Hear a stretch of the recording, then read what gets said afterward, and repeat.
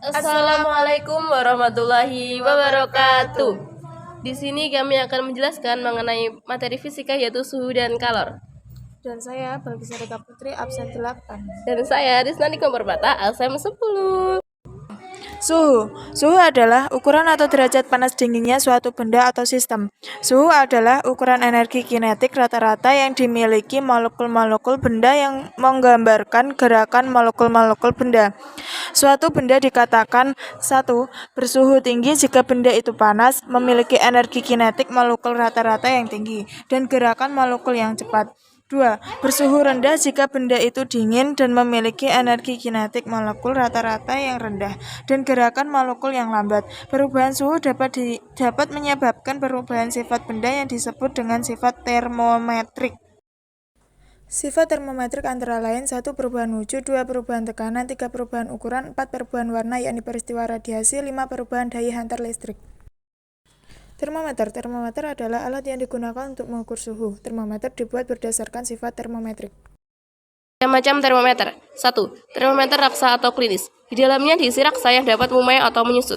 2. Termometer gas. Di dalamnya diisi gas hidrogen atau helium yang dapat memumai dan menyusut. 3. Termometer hambatan. Terbuat dari platina yang kenaikan nilai hambatan listriknya berbanding lurus dengan kenaikan suhu. 4. Termometer paramagnetik. Terbuat dari logam yang diamati sifat magnetiknya. 5. Termometer optik atau pirometer, terbuat dari logam yang diamati perubahan warnanya. 6. Termometer bimetal, yang terbuat dari 2 keping logam tipis yang tingkat kelengkungannya berbanding lurus dengan kenaikan suhu. 7. Termokouple atau thermocouple, terbuat dari 2 kawat dengan jenis logam yang berbeda dan terhubung ke ampermeter. Termometer memiliki beberapa skala, diantaranya adalah skala Celsius, Raymond, Fahrenheit, dan Kelvin. Penetapan skala termometer didasarkan atas 2 titik acuan skala, yaitu titik tetap atas dan titik tetap bawah. 1. Titik tetap atas yakni TA adalah titik didih air pada tekanan 1 atm. 2. Titik tetap bawah yakni TB adalah titik beku air pada tekanan 1 atm. Skala termometer. Konversi skala dapat dirumuskan dengan X min XB per XA min XB sama dengan Y min YB per YA min YB, sehingga dapat dibuat persamaan C per 5 sama dengan R per 4 sama dengan F min 32 per 9 sama dengan K min 723 per 5. Dengan gambar-gambarnya dapat dilihat seperti pada gambar. Pemuaian zat. Benda yang mengalami perubahan suhu dapat memuai dan menyusut. Pemuaian zat terdiri dari pemuaian zat padat, zat cair, dan gas. Pemuaian zat padat yang dapat terjadi adalah pemuaian panjang, luas, dan volume. Pemuaian zat cair yang dapat terjadi adalah pemuaian volume. Seperti ada volume zat cair, pemuaian luas, pemuaian panjang, dan pemuaian volume. Dapat dilihat pada gambar. Anomali air adalah sifat tidak teratur air yang terjadi pada suhu 0 sampai 4 derajat Celcius. Pada suhu tersebut, zat cair yang dipanaskan bukannya memuai namun justru menyusut. Hal ini disebabkan oleh terjadinya peristiwa perubahan wujud es menjadi air. Pemuaian gas yang dapat terjadi adalah pemuaian volume yang berhubungan dengan tekanan dan suhu. Pemuaian gas dijelaskan oleh hukum Boyle, hukum Gay-Lussac, hukum Charles, dan persamaan gas ideal. Hukum Boyle menghubungkan volume dengan tekanan gas, yakni tekanan gas pada suhu konstan berbanding terbalik dengan volume gas, atau hasil kali antara tekanan dan volume gas pada suhu konstan adalah konstan. Hukum Gay-Lussac menghubungkan tekanan dengan suhu gas, yakni tekanan mutlak gas pada volume konstan berbanding lurus dengan suhu mutlak gas tersebut.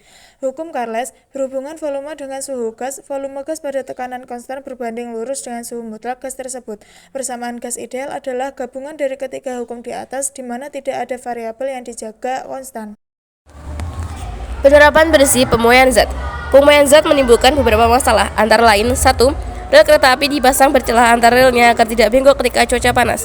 2. Bingkai kaca pada jendela ukurannya lebih besar daripada kaca untuk menghindari pecahnya kaca ketika memuai karena udara panas. 3. Kabel listrik di pinggir jalan dibuatkan dur agar pada malam hari kabel listrik tidak putus ketika menegang karena udara dingin.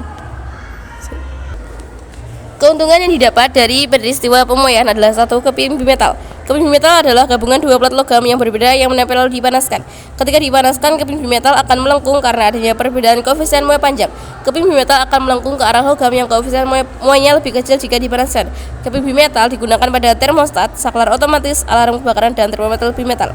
2. Pemasangan roda logam. Ban baja yang akan dipasangkan ke roda ukurannya lebih kecil dari roda, sehingga tidak dapat dipasang secara langsung. Caranya adalah dengan memanaskan ban baja sehingga memuai lalu memanaskan ke roda. Setelah mendingin, ban baja akan menyusut dan terpasang kuat pada roda.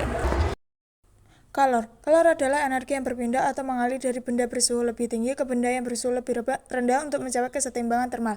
Satuan kalor yang sering digunakan yakni 1 Joule sama dengan 0,24 K, 1 K sama dengan 4,2 Joule. Kalor jenis adalah banyaknya kalor yang dibutuhkan untuk menaikkan suhu sebesar 1 K pada 1 kg benda. Rumusnya, kalor jenis sama dengan energi kalor per massa benda kali perubahan suhu. Kapasitas kalor adalah banyaknya kalor yang dibutuhkan untuk menaikkan suhu sebesar kapasitas kalor sama dengan energi kalor sama per perubahan suhu sama dengan M kali C. Energi kalor dapat dirumuskan pada gambar di bawah ini. Azas Black menjelaskan kekekalan energi kalor, yakni banyaknya kalor yang dilepas sama dengan banyak kalor yang diterima. Suhu akhir, yakni campuran, adalah suhu yang dihasilkan oleh benda yang berbeda suhu yang telah mencapai kesetimbangan termal. Kalorimeter adalah alat yang digunakan untuk mengukur kalor. Kalorimeter bekerja berdasarkan azas Black. Kalorimeter adalah sistem terisolasi sehingga tidak ada energi kalor yang terbuang ke lingkungan. Perubahan wujud oleh kalor. Kalor dapat menyebabkan perubahan wujud. 1. Peleburan. Proses perubahan zat cair menjadi zat padat. 2. Pembekuan. Proses perubahan zat padat menjadi zat cair. 3. Penguapan. Proses perubahan zat cair menjadi gas. 4. Pengembunan. Proses perubahan gas menjadi zat cair. 5. Pengkristalan atau deposisi. Proses perubahan gas menjadi zat padat. 6. Penyubliman. Proses perubahan zat padat menjadi gas. Kalor laten adalah kalor yang diperlukan untuk mengubah wujud zat tanpa menaikkan suhu tiap satuan massa. Kalor laten terdiri dari kalor labur atau beku dan kalor uap atau embun. Pada perubahan wujud air dari es menjadi uap terjadi peleburan dan penguapan. 1. Penguapan air terjadi di permukaan air pada suhu sembarang. 2. Mendidih adalah peristiwa penguapan di seluruh bagian air. Terjadi pada suhu 100 derajat Celcius pada tekanan 1 atm. 3. Tekanan mempengaruhi titik didih dan titik beku air. Tekanan berbanding lurus dengan titik didih dan berbanding terbaik dengan titik beku air. Grafik perubahan wujud air bisa kalian lihat pada gambar. Perpindahan kalor. Kalor berpindah menurut 3 cara, yaitu konduksi, konveksi, dan radiasi. Konduksi adalah perpindahan kalor dengan zat perantara tanpa disertai perpindahan partikel-partikel zat. Contoh peristiwa konduksi: 1. Alat masak memanaskan isinya dengan prinsip konduksi. 2. Sendok apabila dipanaskan salah satu ujungnya, maka ujung lainnya akan terasa panas. Proses konduksi yaitu: 1. Pada benda non-logam, perpindahan terjadi akibat getaran partikel yang menumbuk partikel di sebelahnya sehingga berlangsung lambat. 2. Pada benda logam, perpindahan terjadi melalui elektron bebas pada lautan valensi ikatan logam yang mudah berpindah sehingga berlanjut cepat. Konveksi adalah perpindahan kalor dengan zat perantara dan disertai perpindahan partikel-partikel zat. Konveksi terjadi pada zat yang merupakan fluida, yaitu air atau gas. Konveksi terjadi akibat perbedaan massa jenis. Jenis-jenis konveksi: 1. Konveksi alamiah terjadi akibat perbedaan massa jenis. Contoh: pemanasan air, partikel udara, cerobong asap, angin darat, dan angin laut. 2. Konveksi paksa terjadi akibat adanya tambahan seperti peniupan atau penopang zat yang dipanaskan ke suatu tempat. Contoh: radiator mobil, pengeringan rambut, dan lemari es. Radiasi adalah perpindahan kalor tanpa zat perantara yang hanya melalui pancaran gelombang elektromagnetik, dan rumusnya bisa kalian lihat pada gambar. Radiasi dipancarkan oleh seluruh benda yang memiliki suhu dan dipengaruhi oleh warna permukaan. Warna permukaan mempengaruhi nilai emisivitas benda E. 1. Nilai emisivitas benda berkisaran 0 lebih dari sama dengan E lebih dari sama dengan 1. 2. Warna hitam memiliki nilai E sama dengan 1 yang merupakan penyerap dan pemancar kalor yang baik. 3. Warna putih memiliki nilai E sama dengan 0 yang merupakan penyerap dan pemancar kalor yang buruk. Contoh peristiwa radiasi: 1. Sinar matahari tanpa memancar ke bumi karena radiasi. 2. Api unggun memancar panas secara radiasi. 3. Panel surya dan rumah kaca menyerap panas dari radiasi.